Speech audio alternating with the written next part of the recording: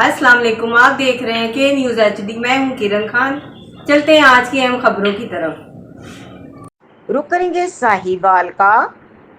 सुथरा पंजाब के कूड़ा करकट के ढेरों ने झालोट के मुल्लका आबादियों का जीना मुहाल कर दिया। बदबू ताफुन से लोगों का रहना भी मुहाल हो गया। तफसीलात के मुताबिक नहर LBDC के किनारे पर सुथरा पंजाब साहिवाल की जानिब से शहर का तमाम कूड़ा वहां इकट्ठा किया जाता है, जिसकी शदीद बदबू और ताफुन झालोट के मुल्लका आबादियां और कूड़ा करकट की बदबू और ताफुन से शदीद परेशान हैं। और सबसे हैरान कुन बात यह है कि भुट्टो नगर का कब्रिस्तान में से गुजरकर तमाम सुथरा पंजाब के डंपर कूड़ा करकट से लोड होकर भुट्टो नगर झालोट से गुजरते हैं। जहां जहां से कूड़ा करकट का डंपर गुजरता है, वहां वहां से कूड़ा करकट का गंदा पानी और बदबू गुजरने वाले शहरियों को शदीद कफ में मुब्तला कर देता है। कूड़ा करकट के डंपर गुजरने के तकरीबन आधे घंटे बाद तक शदीद बदबू और ताफुन फैलता रहता है, जिससे शहरी तरह तरह की बीमारियों में मुब्तला होना शुरू हो गए।